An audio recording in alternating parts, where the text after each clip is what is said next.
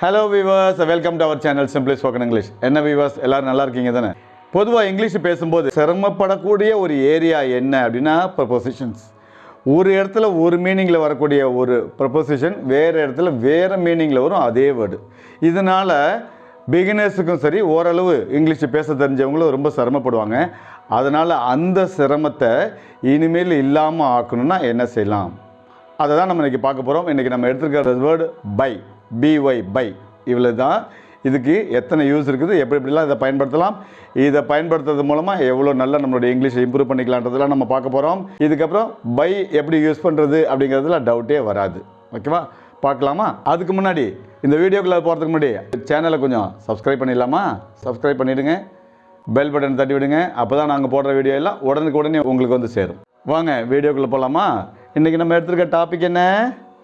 Preposition. ப்ரப்போசிஷனில் எந்த word எடுத்திருக்கோம்? By.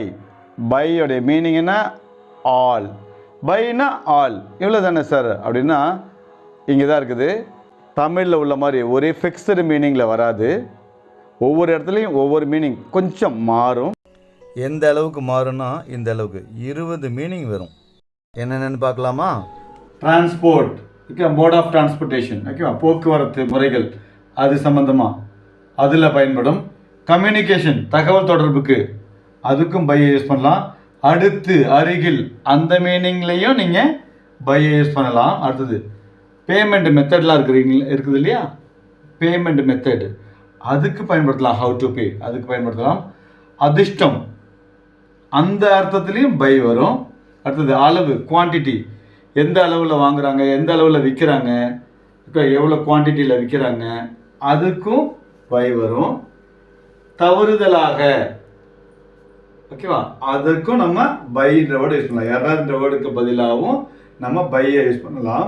அடுத்து தனியாக, ஓகேவா, குரூப்பாக இல்லாமல் தனியாக ஒருத்தவங்க ஒரு செயலை செய்கிறாங்க அப்படின்னா அதுக்கும் சோலோ, அதுக்கும் நம்ம பைன்ற அர்த்தத்தில் அதுக்கு நம்ம பையை யூஸ் பண்ணலாம்.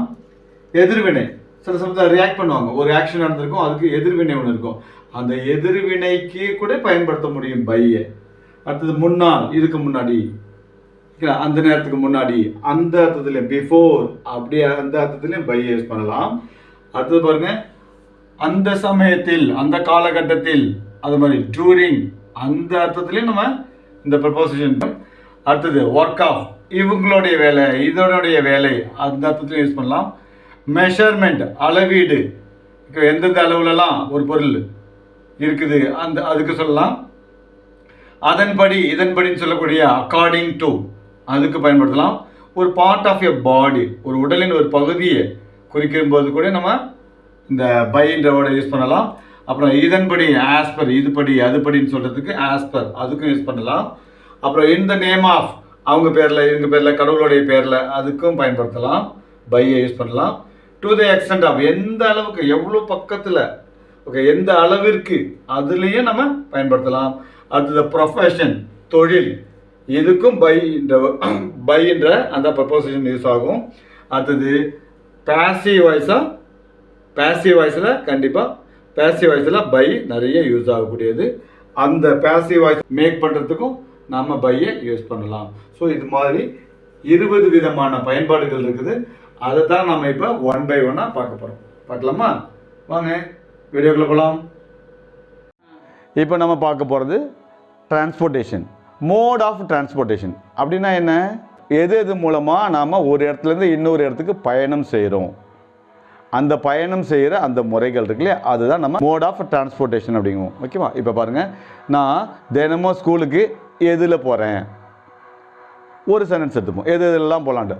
அவள் அவளுடைய வீட்டிற்கு எதில் போகிறா, அனு அவளுடைய வீட்டுக்கு போகிறாள் அப்படின்ற ஒரு சென்டென்ஸ்.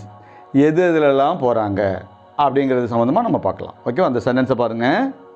ஃபஸ்ட்டு டாபிக் நம்ம எடுத்துருக்கோம், மோட் ஆஃப் டிரான்ஸ்போர்ட்டேஷன், அதாவது போக்குவரத்து மூலமாக. மூலமாக அப்படின்ற அர்த்தத்தில் பை எப்படி யூஸ் ஆகுதுன்னு பார்க்கலாம். எந்தெந்த மெத்தடெல்லாம் யூஸ் பண்ணி, எந்தெந்த மோட் ஆஃப் டிரான்ஸ்போர்ட்டேஷன், எந்தெந்த போக்குவரத்து மூலமாக போகலாம் அப்படிங்கிறது சம்மந்தமான சென்டென்ஸ் தான் இது. இப்போ பாருங்கள், அனு இஸ் கோயிங் ஹோம், அனு வீட்டுக்கு போய்கொண்டு இருக்கிறாள். எது மூலமாலாம் போகிறதுக்கு வாய்ப்பு இருக்குதோ அது எல்லாத்தையும் நம்ம இப்படி போட்டுக்கலாம். எப்படி பாருங்கள், பை கார், கார் மூலமாக. அடுத்தது பை சைக்கிள், சைக்கிள் மூலமாக அப்படின்னு யூஸ் பண்ணலாம். பை ட்ரெயின், ட்ரெயின் மூலமாக போகிறாள். பை ஃப்ளைட், ஃப்ளைட் மூலமாக போகிறாள். ஸோ இந்த மாதிரி மூலமாக அப்படின்ற இடத்துல அந்த அர்த்தத்தில் யூஸ் பண்ணலாம். இது இப்போ பாருங்கள், இப்போ அப்ளை பண்ணி பார்க்குறோம். 4 எக்ஸாம்பிள், 4 சென்டென்ஸ் நம்மளால் ஃப்ரேம் பண்ண முடியுது பாருங்கள். 4 சென்டென்ஸ் இல்லை, நீங்கள் எவ்வளோ சென்டென்ஸ் வேணாலும் மேக் பண்ணலாம். என்னென்ன மெத்தட் ஆஃப் டிரான்ஸ்போர்ட்டேஷன் உங்களுக்கு தெரியுமோ அதெல்லாம் வச்சு நான் எக்ஸாம்பிளுக்கு 4 கொடுத்துருக்கேன். இப்போ பாருங்கள், Anu is going home by car. Anu car மூலமாக வீட்டுக்கு சென்று கொண்டு இருக்கிறாள். இப்போ பாருங்கள், Anu is going home by cycle. Anu cycle மூலமாக வீட்டுக்கு சென்று கொண்டு இருக்கிறாள். Anu is going home by train. Anu train மூலமாக, புகைவண்டி மூலமாக வீட்டுக்கு சென்று கொண்டு இருக்கிறாள். Anu is going home by flight. Anu flight மூலமாக வீட்டுக்கு சென்று கொண்டு இருக்கிறாள். விமான பயணம் மூலமாக அப்படின்னு சொல்லலாம். விமான பயணம் மூலமாக வீட்டுக்கு சென்று கொண்டு இருக்கிறாள். இப்போ நம்ம இதுவரையிலும் பார்த்தது பை, மூலமாக அப்படின்னு டிரான்ஸ்போர்ட்டேஷனுக்கு எப்படி எப்படிலாம் யூஸ் பண்ணலாம் அப்படின்னு பார்த்துருக்கோம். அடுத்தது பார்க்கலாமா? இதுவரையில் நம்ம எப்படி எப்படிலாம் ஒரு இடத்துலேருந்து இன்னொரு இடத்துக்கு பயணம் செய்யலாம், அதில் எப்படி பை யூஸ் பண்ணலாம் அப்படின்னு பார்த்தோம். இப்போ ஒரு தகவல் தொடர்பு, அப்போ சில சமயத்தில் மெசேஜ் அனுப்புவோம். அந்த மெசேஜை எந்தெந்த வழியிலலாம் நம்ம அனுப்ப முடியும் அது சம்மந்தமாக நம்ம இப்போ பார்க்க போகிறோம். சரிங்களா? இப்போ லெட்டரில் அனுப்பலாம், டெக்ஸ்ட் மெசேஜில் அனுப்பலாம்.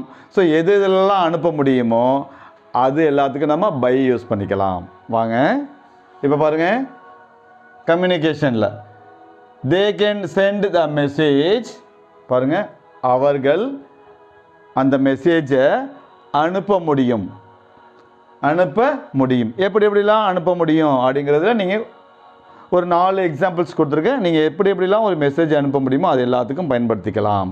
இப்போ பாருங்கள், அவர்கள் அந்த மெசேஜை எப்படி எப்படிலாம் அனுப்பலாம், இதுதான் பார்க்கலாமா? சென்டென்ஸாக பார்க்கலாமா? வாங்க, இமெயிலில் அனுப்பலாம், லெட்டரில் அனுப்பலாம், டெக்ஸ்ட் மெசேஜ் அனுப்பலாம், போஸ்ட்லேயும் அனுப்பலாம். வாங்க இப்போ சென்டென்ஸாக பார்க்கலாமா? ஒரு மெசேஜை எப்படி எப்படிலாம் அனுப்பலாம் அதுக்கு நம்ம பையை யூஸ் பண்ணலாம் அப்படின்னு சொன்னேன். இப்போ இந்த சென்டென்ஸை பாருங்கள், they can send the message by email. அப்படின்னா என்ன? அவர்கள் அந்த மெசேஜை இமெயில் மூலமாக, மின்னஞ்சல் மூலமாக அனுப்ப முடியும். இதுதான் இந்த சென்டென்ஸோடைய மீனிங். அடுத்த சென்டென்ஸ் பாருங்கள், they can send the message by letter. லெட்டர்னா என்ன? கடிதம். அவர்கள் அந்த செய்தியை கடிதம் வாயிலாக அனுப்ப முடியும் அப்படின்னு சொல்லலாம். அப்போ கடிதம் வாயிலாக அப்படின்னு எடுத்துக்கலாம். அடுத்து பாருங்கள், they can send the message.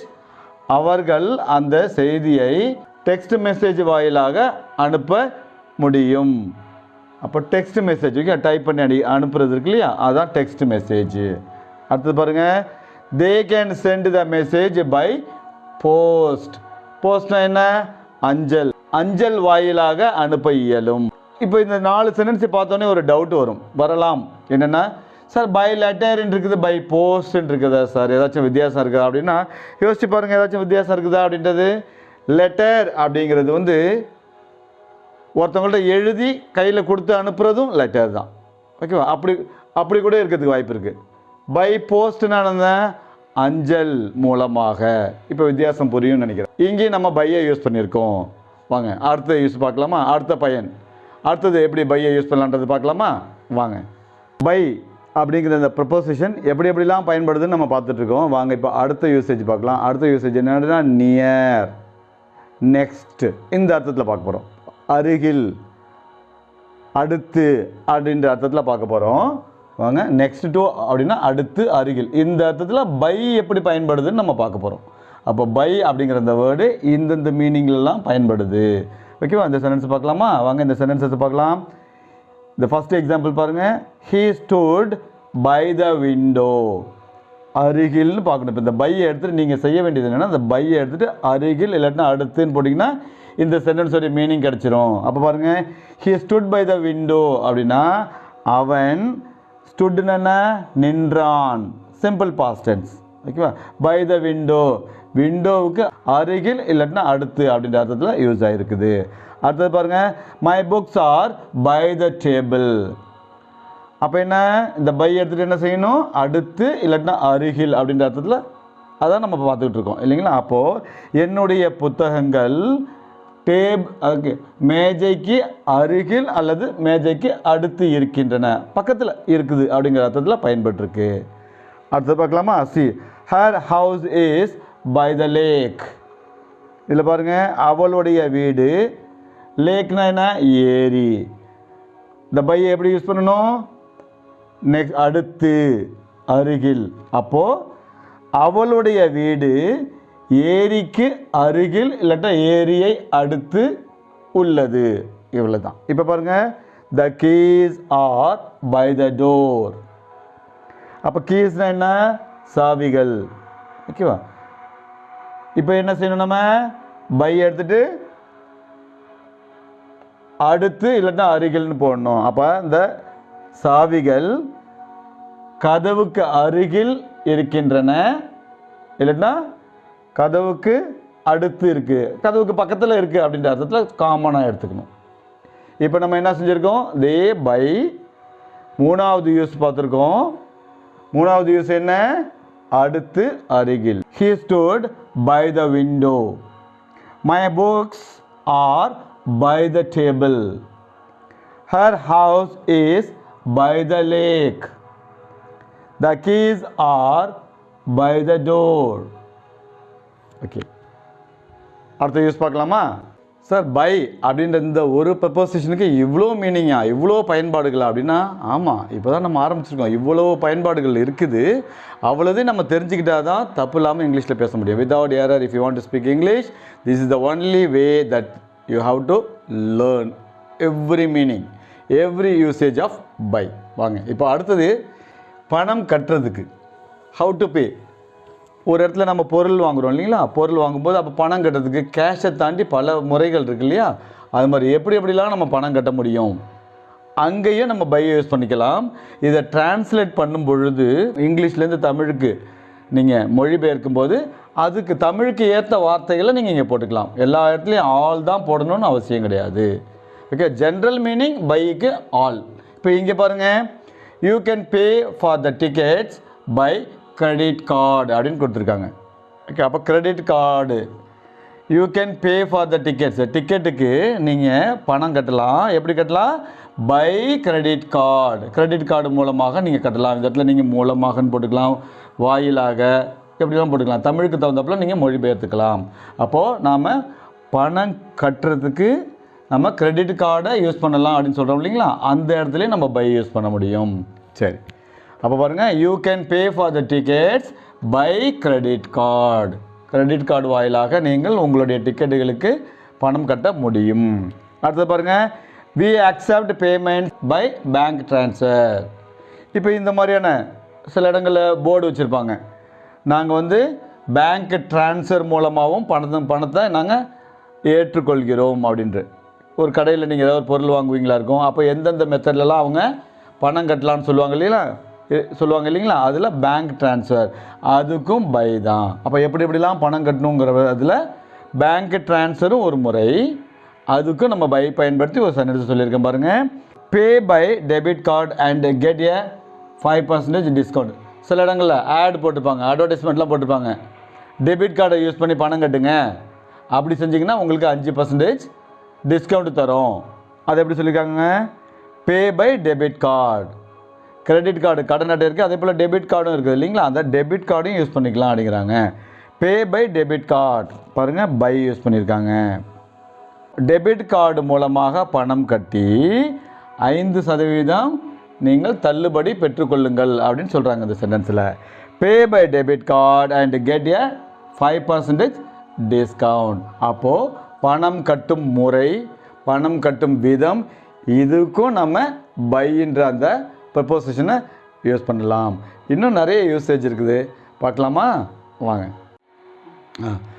அடுத்ததாக நம்ம பையோட யூசேஜ் எப்படி பார்க்க போகிறோம் அப்படின்னா அதிர்ஷ்டவசமா, பை லக் அப்படின்னு சொல்லணும். அப்போ இங்கேயும் பை தான் யூஸ் ஆகுது. அப்போ பை இந்த இடத்துல நம்ம எந்த மீனிங்கில் யூஸ் பண்ண போகிறோம்? அதிர்ஷ்டத்தில், அதிர்ஷ்டவசமாக, எதிர்பாராத விதமாக அப்படின்னு கூட நம்ம யூஸ் பண்ண முடியும். வாங்க இப்போ இந்த சென்டென்ஸை பாருங்கள். லக் இப்போ நம்ம எப்படி யூஸ் பண்ண போகிறோம்? he got the job by luck. அவனுக்கு அந்த வேலை லக்கில் கிடச்சிது. அதுதான் அந்த சென்டென்ஸோடைய மீனிங். By luck. பொதுவாக ஜாப்ன்றது அதிர்ஷ்டத்தில் கிடைக்கிறது ரொம்ப ரொம்ப ரேரு. உழைப்பு மூலமாக தான் கிடைக்கும். சில சமயத்தில் எங்கேயாவது ஒன்று ரேராக கிடைக்கும். அது நம்ம எப்படி யூஸ் பண்ணணுங்கிறதுக்கு மட்டும் எடுத்துக்கிட்டோம். இங்கிலீஷ் சென்டென்ஸுக்காக மட்டும் எடுத்துக்கிட்டால் போதும். சரிங்களா? மற்றபடி உழைப்பு மூலமாக தான் எதுவும் கிடைக்கும். சரிங்களா? அடுத்த சென்டென்ஸுக்கு போகலாமா? Okay. I met my old friend by chance by luck. So coincident. Okay, அந்த இடத்துல ஒரு இடத்துல நின்றுட்டுருக்கீங்க, எதிர்பாராத விதத்தில் சில சமயத்தில் நம்மளுடைய ஓல்டு ஃப்ரெண்ட்ஸ் யாரையாவது நம்ம சந்திப்போம் இல்லைங்களா? அதுதான் ஐ met my old friend by chanceன்னு சொல்லலாம், இல்லைன்னா பை லக்குன்னு நம்ம சொல்லிக்கலாம். அதிர்ஷ்டவசமாக நான் அவனை அந்த இடத்துல பார்த்தேன், எதிர்பாராத விதமாக நான் அவனை சந்தித்தேன் அப்படின்ற அர்த்தத்தில் இங்கே யூஸ் ஆகிருக்கு. இங்கேயும் பை சான்ஸ்னு யூஸ் பண்ணலாம், பை லக்குன்னு நம்ம யூஸ் பண்ணலாம். அப்போ பாருங்கள் இந்த சென்டென்ஸ் எப்படி வந்திருக்கு? ஐ met my old friend by chance. I met my old friend by luck. Okay, next பாருங்கள். I found my keys by luck. கீயை காணடிச்சிட்டோம், தேடி பார்க்குறோம், எங்கெங்கெல்லாமே தேடி பார்க்குறோம், எங்கேயுமே கிடைக்கல. ஜஸ்ட் அப்படி சாதாரணமாக யதார்த்தமாக ஒரு இடத்துல பார்ப்போம், நம்மளை அறியாமல் அதிர்ஷ்டவசமாக அந்த இடத்துல இருக்கும். நம்ம எதிர்பாராத ஒரு இடமா கூட அது இருக்கும். ஸோ அது எதிர்பாராத விதமாக அந்த இடத்துல பார்த்தோம், லக்கு அது. ஸோ அப்படியும் நம்ம யூஸ் பண்ணலாம். ஐ ஃபவுண்ட் மை கீஸ். என்னுடைய அந்த சாவியலை நான் கண்டுபிடித்தேன். எப்படி? By luck. அதிர்ஷ்டத்தின் மூலமாக, அதிர்ஷ்டவசமாக என்னுடைய காணா போன அந்த கீயை நான் கண்டுபிடிச்சேன். அதுதான் இந்த சென்டென்ஸோடைய அர்த்தம். அப்போது I found my keys by luck. அப்போது இந்த பைன்ற அதே ப்ரப்போசிஷன் இப்போது 5வது மீனிங்கில் நம்ம பார்த்துக்கோம். 5th மீனிங் பார்த்துட்ருக்கோம். லக், பை சான்ஸ் இந்த மீனிங்கில் நம்ம பார்த்தோம். சரி, பைங்கிற இந்த ப்ரப்போசிஷனுடைய வெவ்வேறு பயன்பாட்டை பற்றி நம்ம படிச்சுக்கிட்டு இருக்கோம். இப்போ அடுத்ததாக நம்ம பார்க்க போகிறது குவான்டிட்டி, அளவு. சில பொருட்கள் வந்து எண்ணிக்கையில் வாங்குவோம், சில பொருளை வந்து அளவில் வாங்குவோம் இல்லைங்களா? சிலதுக்கு வெயிட்டில் வாங்குவோம். ஸோ அது எல்லாத்துக்குமே நீங்கள் யூஸ் பண்ண வேண்டியது பை. அப்போ அளவுக்கு நம்ம குவான்டிட்டி சொல்கிறோம்ல, அதுக்கு நம்ம யூஸ் பண்ண வேண்டியது பை. வாங்க எக்ஸாம்பிளுக்கு மூலமாக பார்க்கலாமா? குவான்டிட்டி அளவு, அதே பைங்கிற அதே ப்ரப்போசிஷன் தான் அளவு அப்படிங்கிற முறையில் நம்ம பயன்படுத்துகிறோம். பாருங்கள், the books are sold by the dozen. அப்படின்னா என்ன? புத்தகங்கள் வந்து டசன் கணக்கில் தான் இங்கே விற்பாங்க அப்படின்னு அர்த்தம். The books are sold by the dozen. 12 தான், டசனாக தான் விற்பாங்க. அதுக்கு குறைந்த அளவில் கிடைக்காது. இது ஒரு குறிப்பிட்ட கடையில் ஒரு இது மாதிரி போட்டு வச்சுருக்குறாங்க, அவ்வளோதான். சரிங்களா? The books are sold by the dozen அப்படின்னா டசனாக தான் இந்த இங்கே புத்தகங்கள் விற்கப்படும் அப்படின்னு அர்த்தம். ஓகே, அடுத்து பாருங்கள்.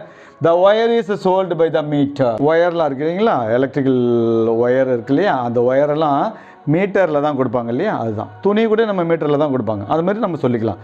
The wire is sold by the metre. Wire மீட்டரில் விற்கப்படுகிறது அப்படின்னு அர்த்தம். Gold is sold by gram. Gold is sold by gram. தங்கம் கிராமில் தான் வாங்க முடியும்.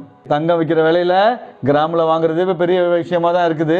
ஓகே, இனிமேல் மில்லிகிராமில் கூட வரும், பார்த்துக்கலாம். Okay, gold is sold by gram.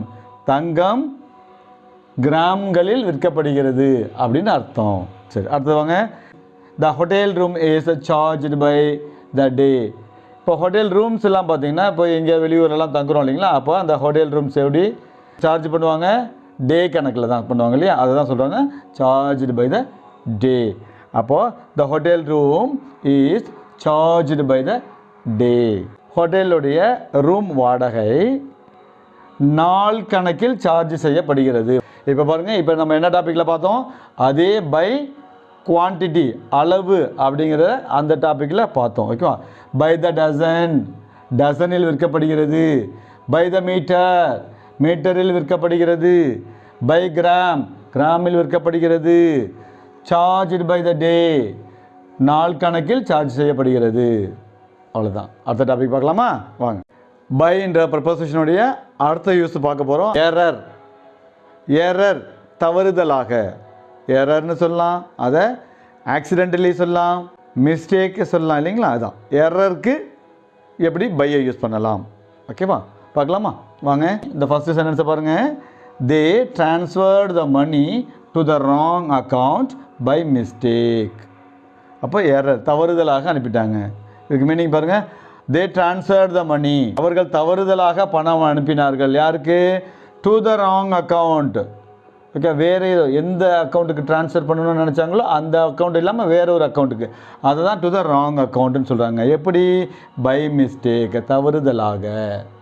அப்போது தவறுதலாக அவர்கள் வேறு ஒரு அக்கௌண்ட்டுக்கு பணத்தை ட்ரான்ஸ்ஃபர் பண்ணிட்டாங்க. அதுதான் இந்த சென்டென்ஸோடைய மீனிங். அடுத்த சென்டென்ஸ் பாருங்கள். ஐ broke the glass by mistake. இங்கே பாருங்கள் பை மிஸ்டேக், இங்கே பாருங்கள் பை மிஸ்டேக், ஆக்சிடென்டலா. நெக்ஸ்ட் பாருங்கள்.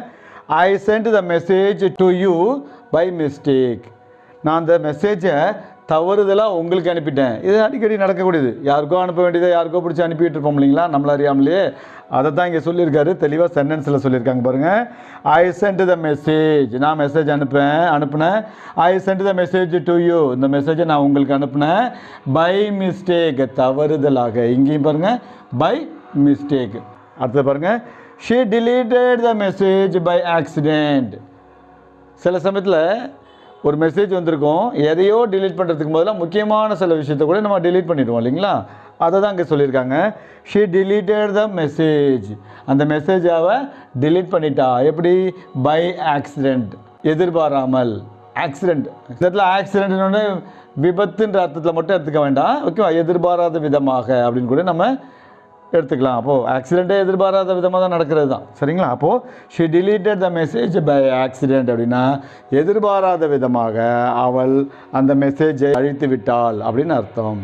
Transfer the message to the wrong account by mistake. அடுத்து பாருங்க. broke the glass by mistake. sent the message to you by mistake. deleted the message by accident. எல்லாமே by தான். அப்போ by இந்த இடத்துல எப்படி யூஸ் ஆகிருக்குது? எரர், தவறுதலாக அப்படின்ற அர்த்தத்தில் யூஸ் ஆகிருக்கு. அடுத்தது பார்க்கலாமா? வாங்க. பை இந்த ப்ரிப்போசிஷன் அடுத்ததா எப்படிலாம் பயன்படுதுன்னு பார்க்கலாமா? சோலோ அப்படிங்கிற மீனிங்கில் நம்ம இப்போ பார்க்க போகிறோம். சோலோன்னா என்ன? தனியாக, தனித்து, யாருடைய உதவியும் இல்லாமல் தானாகவே செய்கிறது. அந்த அர்த்தத்துலேயும் பை வருமா? வரும். பார்க்கலாமா எப்படி? வாங்க. இப்போ நம்ம பார்க்க போகிறது சோலோ, தனியாக அப்படின்ற அர்த்தத்தில் பை பார்க்க போகிறோம். இப்போ நம்ம பார்த்துக்கிட்டு இருக்கிறது பை என்ற ப்ரிப்போசிஷனுடைய மீனிங் வெவ்வேறு மீனிங்கில் அது பயன்படுது, அதை தான் நம்ம பார்த்துட்டு இருக்கோம். இந்த இடத்துல பை சோலோ, தனியாக அப்படின்ற அர்த்தத்தில் பயன்பட்டுருக்குது. வாங்க சென்டென்ஸ் பார்க்கலாமா? I preferred to cook by myself. I preferred, நான் எப்போதுமே இதை தான் ப்ரிஃபர் பண்ணுறேன். ஓகேவா, நான் இதை தான் ப்ரிஃபர் பண்ணுறேன், இதை தான் நான் விரும்புகிறேன். எதை? டு குக், சமைக்கிறது. ஓகேவா, பை மை செல்ஃப், எனக்கு எப்போதுமே நானே சமைச்சு சாப்பிட்றது தான் எனக்கு பிடிக்கும். நல்லா கவனிங்க. I prefer to cook by மை செல்ஃப்னு போட்டிருக்காங்க. எனக்கு நானே சமைக்கிறது தான் பிடிக்குன்னு போட்டிருக்காங்க. நானே தான் சாப்பிட்ணுன்னு போடலை. ஒருவேளை சாப்பிட்றது வேறு யாருக்காவது சமைச்சிருக்காங்களோ என்னமோ தெரியல. செகண்ட் சென்டென்ஸ் பாருங்கள். She moved to a new place by herself. அவள் மூவ்டு, வேறு இடத்துக்கு போனாள். டு எ நியூ பிளேஸ், வேறு இடத்திற்கு சென்றாள். எப்படி? பை ஹர் செல்ஃப், அவளே தனியாக போனான்னு அர்த்தம். வேறு யாரும் கூட போகல. மேபி கார் ஓட்டிகிட்டு போயிருக்கலாம், நடந்து போயிருக்கலாம், எப்படி வேணாலும் இருக்கலாம். பட் அவள் தான் போனால், யாருடைய ஹெல்ப்பும் இல்லாமல் தானாகவே போனான். அதுதான் இந்த இடத்துல சொல்ல வராங்க. She moved to a new place by herself. Next பாருங்கள். I can do it by myself. I can do, என்னால் செய்ய முடியும். அதை, இட்டு, அதை என்னால் செய்ய முடியும். எப்படி? பை மை செல்ஃப், நானே இந்த வேலையை செய்ய முடியும் அப்படிங்கிறாங்க. இதை நானே என்னால் செய்ய முடியும், இதுதான் இந்த இடத்துல எம்ஃபசைஸ் பண்ணியிருக்காங்க. ஓகேவா, I can do it by myself. அடுத்தது பாருங்கள். He studied for the exam by himself. அவன் எக்ஸாமுக்கு படித்தான். எப்படி படித்தான்? அவனே படித்தான், யாருடைய ஹெல்ப்பும் இல்லாமல் அவனே படித்தான். இதுதான் இந்த இடத்துல சொல்லியிருக்காங்க. He studied for the exam by himself, அவனே படித்தான். அப்போ பாருங்கள், சோலோ, தனியாக அப்படின்ற அர்த்தத்தில் பை எப்படிலாம் பயன்படுத்திருக்கு பாருங்க. I prefer to cook by myself. She move to a new place by herself. I can do it by myself. He studied for the exam by himself. தனியாக solo அப்படிங்கிற அர்த்தத்துலையும் பயன்படுத்த முடியும். இதுக்கு நம்ம நிறைய examples போடலாம். ஒவ்வொன்றுத்துக்கு நம்ம 4 எக்ஸாம்பிள்ஸ் மட்டும் உங்களுக்கு ஷார்ட்டாக கொடுத்துருக்குறேன். ஓகே, நிறைய இடங்கள் இது மாதிரி நீங்கள் யூஸ் பண்ணலாம். அடுத்த யூசேஜ் பார்க்கலாமா வாங்க. பை இந்த ப்ரிப்போசிஷன் எந்தெந்த மாதிரிலாம் பயன்படுது அப்படின்னு பார்த்துக்கிட்டு வந்துகிட்டு இருக்கோம். இப்போ பாருங்கள், பை இந்த ப்ரிப்போசிஷன் இங்கே ரியாக்ஷன் எதிர்வினை அப்படிங்கிற அர்த்தத்தில் பை எப்படி பயன்படுத்திட்டு இருக்கு. She was shocked by the accident.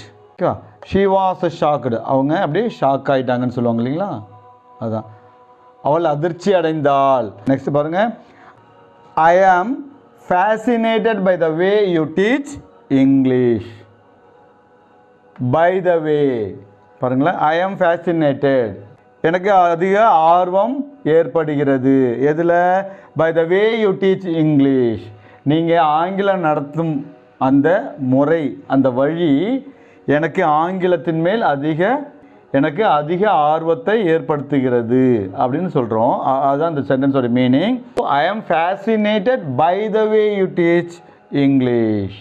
ஓகேவா, அடுத்ததாங்க, the children were delighted by the magic. The children were delighted, இந்த குழந்தைகள் சந்தோஷம் அடைந்தார்கள். இதில் பை த மேஜிக், இந்த மேஜிக்னால அவங்க ரொம்ப சந்தோஷப்பட்டாங்க. அப்போ பை த மேஜிக். ஓகேங்களா, அடுத்தது பாருங்கள், the parents were alarmed by their child's high fever. The parents were alarmed. alarmed என்ன? அவங்களுக்கு ஒரு பயம் ஏற்படுத்துது, ஒரு பயத்தை உருவாக்குது அப்படின்னு அர்த்தம். அவருக்கு கொஞ்சம் பயந்துட்டாங்க அப்படின்னு தான் சொல்ல வராங்க. ஓகேவா, அவங்க கொஞ்சம் அலாம் ஆகிட்டாங்க, கொஞ்சம் பயந்துட்டாங்க. எப்படி? By their child's high fever. குழந்தையுடைய, சைல்டுக்கு மேலே, சைல்டுக்கு பக்கத்தில் நான் பாருங்கள், சைல்டு இங்கே அப்பாஸ்ட்ரஃபி போட்டிருங்க. குழந்தையுடைய, சைல்டுக்கு ப்ளூரல் சில்ட்ரன், சைல்டு அப்பாஸ்ட்ரஃபி இல்லாமல் போட்டால் தப்பு. குழந்தையுடைய, அதனால தான் சைல்ட்ஸ்ன்னு போட்டிருக்கேன். பை அப்படின்ற அந்த வேர்டு, அந்த ப்ரப்போசிஷன் எதிர்வினை அப்படிங்கிற அர்த்தத்தில் பார்த்துக்கிட்டு இருக்கோம். பாருங்கள், she was shocked by the accident. I am fascinated, நான் ஃபேசினேட் ஆகிறேன் by the way you teach English. அடுத்தது பாருங்கள், the children were delighted by the magic. சந்தோஷம் அடைந்தார்கள் எதனால்? By the magic. பாருங்கள், the parents were alarmed by their child's fever. By their child's high fever. 10வது meaning பார்க்குறோம். நம்ம எப்படி பயன்படுதுன்னு பார்க்கலாம் வாங்க. இங்கே முன்னால் அப்படின்னு வருது, இதுக்கு முன்னாடி, இதை விட லேட் ஆகாது, not later then. I will reach இந்த இடத்துல பிஃபோர் 2 PM, இதுதான் அந்த அர்த்தம். இந்த பிஃபோருக்கு பதிலாக பை போடுறோம், அதே அர்த்தம் கொடுக்கக்கூடியதுனால நம்ம இப்படி போடுறோம். அப்போ பாருங்கள், இந்த இடத்துல பை.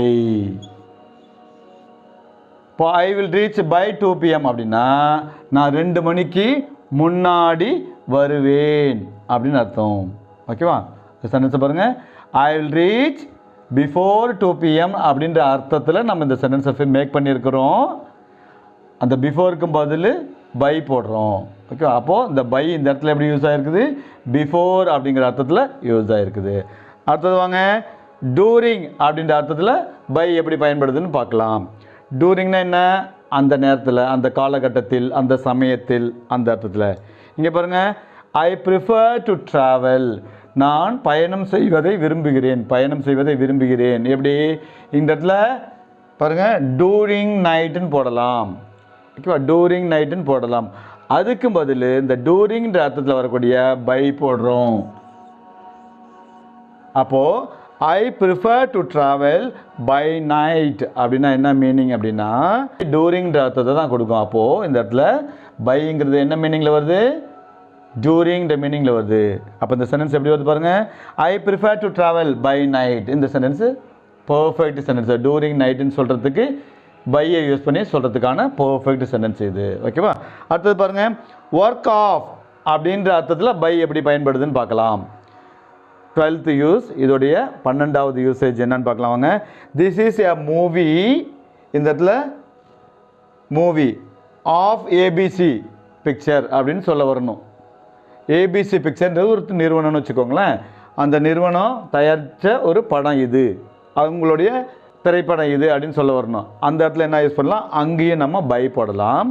அப்போ பாருங்கள், this is a movie by ABC picture அப்படின்னு சொல்கிறோம். அப்படிங்களா? அந்த சென்டென்ஸ்க்கு என்ன அர்த்தம்னா, இந்த திரைப்படம் ஏபிசி பிக்சரால் உருவாக்கப்பட்டது அப்படின்னு அர்த்தம். அப்போ தான் ஒர்க் ஆஃப், இவர்களுடைய ஒர்க்கு, அதாவது ஏபிசி பிக்சர் அந்த நிறுவனத்தினுடைய ஒர்க்கு, வேலை அப்படின்னு. ஒர்க்குனா வேலைன்ற அர்த்தத்தில் மட்டும் எடுத்துக்கக்கூடாது, இந்த மாதிரி படம் இந்த மாதிரியான அர்த்தங்கள்லையும் நமக்கு வரும். அவர்களுடைய செயல்பாடு இல்லை அவர்களுடைய படம் அப்படின்னு நம்ம சொல்லலாம். அப்போது ஒர்க் ஆஃப், இதனுடைய வேலை, இந்த நிறுவனத்தின் வேலை அப்படிங்கிற அர்த்தத்தில் எப்படி பயன்பட்டுருக்கு பாருங்க. This is a movie by ABC picture. This is a movie by ABC picture அப்படின்னா என்ன அர்த்தம், இந்த படம் ஏபிசி பிக்சரின் ஒரு வேலை, ஒர்க், அவர்களுடைய வேலைப்பாடு அப்படின்னு எடுத்துக்கலாம். சரி, அடுத்தது பார்க்கலாமா? வாங்க வாங்க இப்போ அடுத்த மீனிங். அடுத்ததாக இந்த பைன்ற வேர்டு என்ன மீனிங்கில் வருதுன்னு பாருங்கள். அளவீடு, மெஷர்மெண்ட் அப்படின்ற அர்த்தத்தில் வருது. மெஷர்மெண்ட்ன்ற அர்த்தத்துலேயும் பை வருமா? வாங்க பார்த்துருவோம். இப்போ பாருங்கள், இந்த room, this room measures 20 feet 20 feetன்னு இருக்குது. இந்த இடத்துல பை போடுங்க அப்படின்னா என்ன அர்த்தம் வருது, இது 20க்கு 20 அடி நீள அகலம் உள்ள ஒரு ரூம் அப்படின்னு அர்த்தம். அப்போ இந்த ரூம், திஸ் ரூம், அதோடைய அளவு என்னென்னா 20 அடிக்கு 20 அடி. அது எப்படி போடலாம், பை. இப்போ இந்த இடத்துல பை என்ன மீனிங்கில் வருது, மெஷர்மெண்ட், அளவில் வருது. 20க்கு 20, 10க்கு 10 ரூம், 20க்கு 20 ரூம்னு சொல்லுவாங்களே, அதுதான். அப்போ அதை எப்படி சொல்லலாம், திஸ் ரூம் மெஷர்ஸ், அது எப்படி சொல்லணும், இந்த ரூம் வந்து 20க்கு 20 அப்படின்னு சொல்லணும்னு நினச்சிங்கன்னா அது எப்படி சொல்லலாம், திஸ் ரூம் மெஷர்ஸ்னு போட்டுட்டு 20க்கு 20 20/20. இப்போ 20க்கு 15, 20க்கு 15ன்னு சொல்லணுமா, 20/15. இந்த ரூம் 20க்கு 20 அளவில் இருக்கிறது அப்படின்னு அர்த்தம். சரிங்களா? சரி, அடுத்தது பாருங்கள், 14th மீனிங், 14வது மீனிங் எதுக்கு பாருங்கள், அக்கார்டிங் டு, அதன்படி, இதன்படி அப்படின்னு சொல்லுவோம் இல்லைங்களா, அதுதான் இது. அந்த அர்த்தத்தில் பை எப்படி வருதுன்னு பார்க்கலாமா? இப்போ பாருங்கள், த டைம் இஸ் 10 o'clock. இந்த இடத்துல அக்கார்டிங் டு மை வாட்ச். அப்போ ஒவ்வொருத்தவங்க வாட்ச்லேயும் ஒவ்வொரு டைம் காட்டும், கொஞ்சம் முன்ன பின்ன இருக்கும் இல்லைங்களா, 1 நிமிஷம் 2 நிமிஷம் இருக்கும். அப்போ என்னுடைய வாட்ச் படி இப்போ மணி 10 அப்படின்னு சொல்லணும். அது எப்படி சொல்லலாம், the time is 10 o'clock by my watch. அப்போ அந்த இடத்துல பை என்ன மீனிங் கொடுக்குது, அக்கார்டிங் டு அப்படிங்கிற அர்த்தத்தை கொடுக்குது. அப்போ பை மை வாட்ச் அப்படின்னா அக்கார்டிங் டு மை வாட்ச், என்னுடைய வாட்ச் காட்டுதல். ஓகே, என்னுடைய வாட்ச் படி இப்போ டைம் என்ன அப்படின்னா 10 மணி. ஓகே, அப்போ இந்த இடத்துல பைங்கிறது என்ன அர்த்தத்தில் வந்துருக்குது பாருங்கள், அக்கார்டிங் டு. ஓகேவா? ஸோ இப்போ நீங்கள் என்ன செய்யணும், இந்த பை எடுத்துகிட்டு அக்கார்டிங் டு இந்த இடத்துல போட்டு பாருங்கள், அதே மீனிங் கொடுக்கும். அந்த அக்கார்டிங் டு அதை எடுத்துட்டு பை போடுறோம். அப்போ பை எத்தனை மீனிங் இதெல்லாம் கொடுத்துட்ருக்கு. இப்போ 14வது மீனிங்காக ஒன்று கொடுத்துருக்குது. அந்த 14வது மீனிங் தான் அக்கார்டிங் டு. ஓகே, அதாவது time is 10 o'clock by my watch, என்னுடைய கடிகாரத்தின் படி இப்போது நேரம் 10 மணி. ஓகேவா? இப்போ வாங்க அடுத்தது பாருங்கள், 15வது மீனிங் பார்க்க போகிறோம். பார்ட் ஆஃப் எ பாடி, ஒரு உடம்பின் ஒரு பகுதியை குறிக்கிறதுக்கு கூட பை யூஸ் பண்ண முடியுமா? எப்படி? வாங்க பார்க்கலாம். She held her grandmother blank hand. இப்போது உடலின் ஒரு பகுதி, ஹேண்டு, கை. அப்போ இது என்ன சொல்கிறாங்க, ஷீ, யாரோ ஒருத்தவங்க, அந்த ஷீ ஹெல்ட் ஹர் கிராண்ட்மதர், அவளுடைய பாட்டியை, ஓகேவா, பிடிச்சி நிறுத்துறாங்க. எப்படி பிடிக்கிறாங்க அப்படின்னா கையை பிடிச்சி நிறுத்துறாங்க, கையை பிடிக்கிறாங்கன்னு அர்த்தம். அது பாட்டியோட கையை பிடிக்கிறாங்க, அதுதான் இங்கே சொல்லுங்கள். ஹெல்டு அப்படின்னா நிறுத்துறது, இல்லைன்னா பிடிக்கிறது, பிடித்தல் இல்லைன்னா நிறுத்துதல் அப்படின்ற அர்த்தத்தில், பிடித்து நிறுத்துதல்ன்ற அர்த்தத்தில் கூட எடுத்துக்கலாம். எங்கே பிடிச்சி நிறுத்தினாங்க அப்படின்னா கையை பிடிச்சி நிறுத்தினாங்க, பாட்டியோட கை. அப்போது பார்ட் ஆஃப் யர் பாடி பாருங்கள், பை ஹேண்ட், கையை பிடிச்சி நிறுத்தினாங்க அப்படிங்கிற அர்த்தத்தில் வந்திருக்குது. அப்போது ஒரு பார்ட் ஆஃப் யர் பாடி, உடம்பின் ஒரு பகுதியை குறிக்கிறதுக்கும் பை பயன்படுது. பைக்கு இவ்வளோ பயன்பாடுகளா?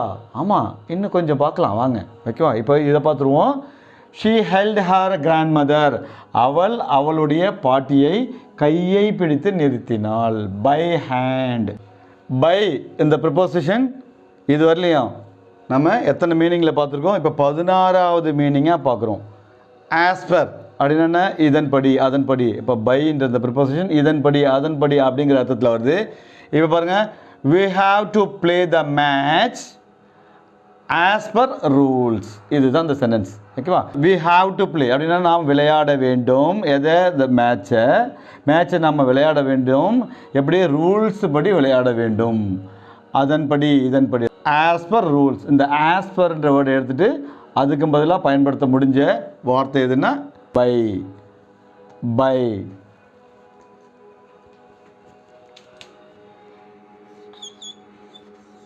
பை ரூல்ஸ் படி, ஆஸ் பர் ரூல்ஸ், அதான் பை ரூல்ஸ்னு சொல்லலாம். அப்போது இந்த சென்டென்ஸோட டோட்டல் மீனிங் பாருங்கள், இந்த மேட்சை நாம் விதிகளின்படி விளையாட வேண்டும். இதுதான் இந்த சென்டென்ஸோடைய அர்த்தம். we have to play the match by rules. Next one பாருங்கள், in the name of, இவங்க பேரில் அவங்க பேரில் அப்படின்னு சொல்லலாம். அதில் கடவுளின் பெயரால் அப்படின்னும் நம்ம சொல்லலாம். இங்கே பாருங்கள், it is a miracle in the name of, எப்படி பயன்படுத்தலான்னு பாருங்கள். it is a miracle, இது ஒரு அற்புதம், ஓகேவா? அப்போ நம்ம எப்படி சொல்கிறோம்? கடவுள் பெயரால் இந்த அற்புதம் நடந்ததாக சொல்கிறோம். கடவுளால் இந்த அற்புதம் நடந்தது அப்படிங்கிறோம். It's a miracle by God, ஓகேவா? அதான் in the name of, கடவுளால் இந்த மிராக்கிள் நடந்துச்சு, இந்த அற்புதம் நடந்துச்சுன்னு சொல்கிறோம் இல்லைங்களா? அதுதான் it's a miracle by God, கடவுளால் நடந்த அதிசயம். அப்போ இந்த இடத்துல பை என்ற இந்த வேர்டு இதில் இந்த நேம் ஆஃப், ஓகேவா? கடவுளின் பெயரில், இந்த நேம் ஆஃப் காட், கடவுளின், இந்த காட் இங்கே இருக்கிறதுனால, ஓகேவா? இந்த நேம் ஆஃப் காட், கடவுளின் பெயரால். அப்போ பாருங்கள், இந்த அதிசயம், இந்த ஆச்சரியம், இந்த அற்புதம் கடவுளால் நடந்தது, இந்த நேம் ஆஃப். அப்போ இந்த இடத்துல பை இந்த நேம் ஆஃப் அப்படின்னு வந்திருக்குது. அப்போ பாருங்கள், it is a miracle by God, it is a miracle by God. Okay, next வாங்க. டு த எக்ஸ்டென்ட் ஆஃப் அப்படின்னா அந்த அளவுக்கு, இவ்வளோ அளவுக்கு, எவ்வளோ அளவுக்கு பார்க்க போகிறோம், ஓகேவா? இப்போ பாருங்கள், அடுத்த மீனிங் நம்ம பார்க்க போகிறது இந்த எக்ஸ்டென்ட் ஆஃப், அந்த அளவுக்கு அப்படின்ற அர்த்தத்தில் பார்க்க போகிறோம். 18வது மீனிங். இப்போ பாருங்கள், Virat Kohli missed the catch to the extent of an inch, ஓகேவா? 1 இன்ச்சு வித்தியாசத்தில் கேட்சை மிஸ் பண்ணிட்டாரு. கேட்சை பிடிக்க போகும்போது கிட்டத்தட்ட நெருங்கிட்டாரு, 1 இன்ச்சு வித்தியாசத்தில், அதான் to the extent of. 1 inch வித்தியாசத்தில் கேட்சை மிஸ் பண்ணிட்டாருப்பா விராட் கோலி, இவ்வளோ தான். அப்போ அதை எப்படி சொல்கிறோம்? Virat Kohli missed the catch by an inch. இந்த இடத்துல பை என்ன அர்த்தத்தில் வந்திருக்கு பாருங்கள்? எக்ஸ்டென்ட் ஆஃப், இவ்வளவு அளவு, 1 இன்ச்சு அளவு தான்ப்பா, 1 இன்ச்சுக்கு முன்னாடி விழுந்துருச்சுப்பா, 1 இன்ச்சு அளவில் மிஸ் பண்ணிட்டாருப்பா கேட்சன்னு சொல்லுவாங்களே, அதுதான் பை அன் இன்ச். என்ன மீனிங்கில் வந்திருக்குது? இந்த அளவுக்கு, 1 இன்ச்சு அளவுக்கு தான்ப்பா, அதான். Okay, Virat Kohli missed the catch by an inch, by an inch. Okay, அடுத்தது பார்க்கலாமா? வாங்க. இப்போ பைங்கிற ப்ரப்போசிஷன், பைங்கிற இந்த ப்ரப்போசிஷன் எப்படி பயன்படுதுன்றதை இது வரையிலும் பார்த்துக்கிட்டு வரோம். இது வரையிலும் 18 மீனிங் பார்த்துருக்கோம், 18 விதமாக அது பயன்படுறதை பார்த்துட்டோம். இப்போ வாங்க 19th யூஸ் என்ன அப்படின்னா ப்ரொஃபஷன், தொழில். இந்த சென்டென்ஸை கவனிங்க. கௌரி இஸ் எ டாக்டர், ஓகேவா? இந்த இடத்துல பிளாங்க் ப்ரொஃபஷன், பை எடுத்து போட்டுங்க. அப்போது Gowri is a doctor by profession, தொழில் முறையில் அவங்க ஒரு டாக்டர், கௌரிங்கிறவங்க ஒரு டாக்டர் அப்படின்னு சொல்கிறாங்க. இந்த சென்டென்ஸில் மீனிங் என்ன? கௌரி வந்து தொழில் முறையில் ஒரு டாக்டர். இது டாக்டருக்கு மட்டும்தான் போடணும்னு அவசியம் இல்லை, நிறைய போடலாம். நம்ம கொடுத்துருக்கிறதுல சில எக்ஸாம்பிள்ஸ் தான் கொடுத்துருக்கேன். இதை வச்சு நீங்கள் நிறைய எக்ஸாம்பிள்ஸ் எழுதிக்கலாம். இப்போ இதில் பாருங்கள், நான் ஒரு டீச்சர் தொழில் முறையில் நான் ஒரு டீச்சர் அப்படின்னு சொல்லணுமா, என்னுடைய தொழில் டீச்சர்னு சொல்லுமா. சரி பாருங்கள், I am a teacher by profession. அட்வொகேட்னு சொல்லுமா, he is an advocate by profession அப்படின்னு போட்டுக்கலாம். சரி வாங்க, இப்போது கடைசியாக நம்ம 20th யூசேஜ் என்னன்னு பார்ப்போம். Passive voice. ஒரு வேலை யாரால், பேசிவ் வாய்ஸ்னால் என்ன, யாரால் செய்யப்பட்டது, ஒரு வேலை யாரால் செய்யப்பட்டது. இந்த கார் என்னால் வாங்கப்பட்டது, இந்த மாதிரி சொல்கிறோம் இல்லையா, இதுதான் வாங்கப்பட்டது, வாங்கப்படுகிறது, வாங்கப்படும், அந்த மாதிரியான விஷயங்கள் வரதான் பேசிவ் வாய்ஸ். வேறு ஒருத்தவங்க ஒரு செயலை செய்கிறது. இந்த வேலை ஒருவரால் செய்யப்பட்டது அப்படின்னு சொல்கிறதுக்கு பயன்படக்கூடியதான் பேசிவ் வாய்ஸ். இப்போ பாருங்கள், திஸ் வீடியோ வாஸ் மேடு, ஓகேவா. அப்போ இந்த இடத்துல பேசிவ் வாய்ஸ். யாரால் இல்லைன்னா எந்த நிறுவனத்தால், அதுக்கெலாம் நம்ம இங்கே போடலாம். சரிங்களா. அப்போது சிம்பிளி ஸ்போக்கன் இங்கிலீஷ் ஆல் இந்த வீடியோ உருவாக்கப்பட்டது. அப்போது ஆல் அப்படிங்கிற அர்த்தத்தில் இந்த இடத்துல யூஸ் பண்ணுறோம். யாரால், இதுதான் பேசிவ் வாய்ஸ். யாரால் செய்யப்பட்டது, இல்லை எந்த நிறுவனத்தால் செய்யப்பட்டது, அதெல்லாம் சொல்லும்போது simply spoken English. Simply spoken English ஆல் இந்த வீடியோ உருவாக்கப்பட்டது. இதே பாருங்கள், this video was made by அப்படின்னு போட்டுட்டு ஒரு பர்டிகுலர் பர்சன் போடணும் அப்படின்னாலும் ஓகேவா. இப்போது இந்த வீடியோ எங்களால் உருவாக்கப்பட்டது அப்படின்னு சொல்லுமா, this video was made by us அப்படின்னு சொல்லலாம். பேசிவ் வாய்ஸுக்கு நிறைய எக்ஸாம்பிள் சொல்லலாம். இந்த கார் என்னால் வாங்கப்பட்டது, this car was bought by me, எல்லா டென்ஸ்லையும் இதை சொல்லலாம். அப்போது இந்த பேசிவ் வாய்ஸுக்கு யூசேஜ் ஹண்ட்ரட்ஸ் ஆஃப் சென்டென்ஸ் நீங்கள் இதை சொல்லிக்கிட்டே போகலாம், இதுக்கு சொல்லிக்கிட்டே போகலாம். ஸோ இவ்வளோ யூசேஜ் இருக்குது இந்த பைன்ற ஒரு வேர்டுக்கு. பை அப்படிங்கிற இந்த ப்ரப்போசிஷன் கிட்டத்தட்ட நான் உங்களுக்கு 20 மீனிங் கொடுத்துருக்குறேன். இவ்வளவு யூசேஜ் இருக்குது. இது எல்லாத்தையும் ஒவ்வொன்றா படித்து பாருங்கள். இனிமேல் லைஃப்பில் பை அப்படின்ற அந்த ஒரு வேர்டுனால எந்த விதமான டவுட்டும் எந்த விதமான ஒரு குழப்பமும் உங்களுக்கு வரத்துக்கு வாய்ப்பே இல்லை. இந்த வீடியோவை முழுமையாக பார்த்து நல்லா பல தடவை பார்த்து கற்றுக்கோங்க. அதுக்கு முன்னாடி நம்ம சேனலை சப்ஸ்கிரைப் பண்ணாதவங்க உடனே சப்ஸ்கிரைப் பண்ணிவிடுங்க. உங்களுடைய நண்பர்களுக்கும் மற்றவர்களுக்கும் இந்த நம்மளுடைய சேனலை ரெக்கமெண்ட் பண்ணுங்கள், கமெண்ட் பண்ணுங்கள். உங்களுக்கு இது போல் என்னென்ன வீடியோலாம் வேணும்னு கேட்குறீங்களோ leave your message in the comment section. Surely we will make video on that topic. ஓகேவா. கண்டிப்பாக அந்த டாப்பிக்கில் நாங்கள் வீடியோவை ரெடி பண்ணி உங்களுக்காக நாங்கள் போஸ்ட் பண்ணுறோம். ஓகேவா. Simply spoken English.